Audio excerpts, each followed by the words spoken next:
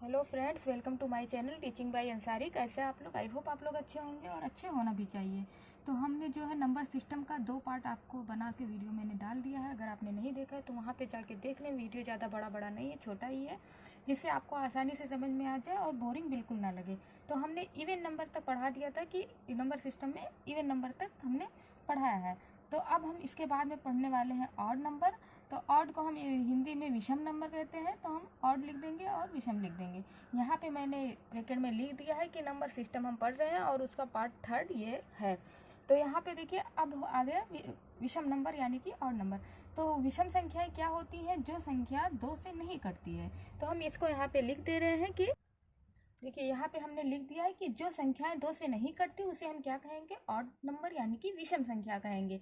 जैसे कि अगर मान लो कि मैं यहाँ पे जो है अब एक अगर हटा दें, जैसे मान लो कि एक भी एक इवन ऑड नंबर ही है। अगर मैं यहाँ पे 3 ले लेती हूँ, यहाँ पे 5 ले लेती हूँ, यहाँ पे 7 ले लेती हूँ, तो ये सारी संख्याएं जो है 2 से नहीं कटने वाली हैं।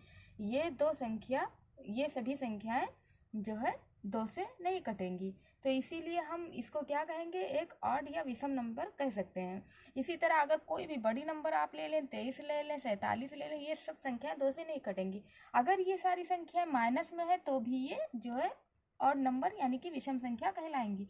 अगर मान लो यहाँ पे -3 है, -5 है, -7 है, तो इस तरह से इसको हम विषम नंबर कह सकते हैं।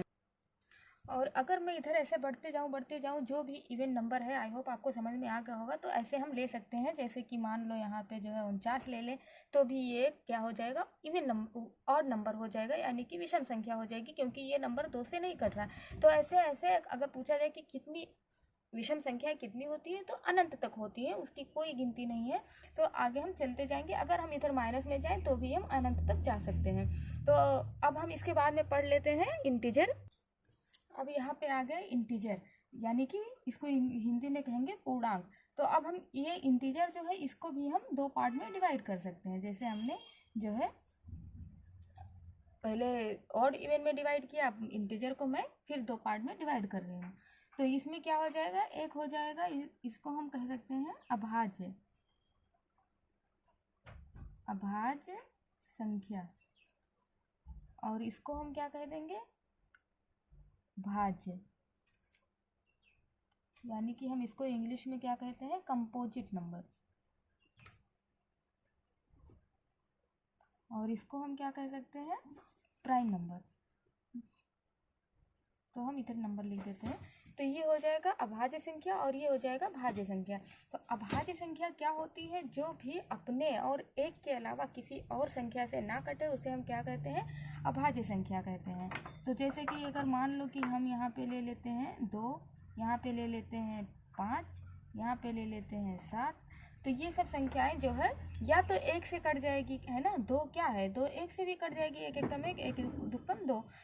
इसी तरह से 5 है, ये 5 तो 5 से ही कटेगा या तो फिर 1 से कटेगा। इसी तरह 7 भी है, या तो 1 से कटेगा या फिर 7 से कटेगा। इसके अलावा 1 और 7 के अलावा कोई ऐसी संख्या नहीं है जिससे 7 को हम काट सकते हैं। तो इसीलिए ये सब संख्याएं क्या हो जाएंगी? अभाज्य संख्याएं हो जाएंगी। तो यहाँ पे देखिए, अगर हम और भी संख्या कोई ले लें, जैसे कि मान लो कि 11 ले लेते हैं, अगर मान लो कि यहाँ पे 13 ले लेते हैं, तो ये सब भी संख्याएं या तो 1 से कटेंगी या तो फिर 11 से ही कटेगा। ये भी या तो 1 से कटेगा या तो 13 से कटेगा। तो यहाँ पे हम देख रहे हैं कि सारे संख्याएं जो है ऑड नंबर्स आ रहे हैं, जैसे कि विषम संख्याएं आ रही हैं।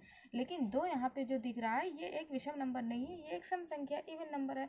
तो इस बात से हमको कंफ्यूज नहीं होना है, क्योंकि 2 जो है एक इवन नंबर है, लेकिन एक क्या है? प्राइम नंबर है। तो इसीलिए इसको हमें माइंड में बहुत ज़्यादा रखना है। ये पूछा भी जाता है कि 2 अभाज्य संख्या या भाज्य संख्या है।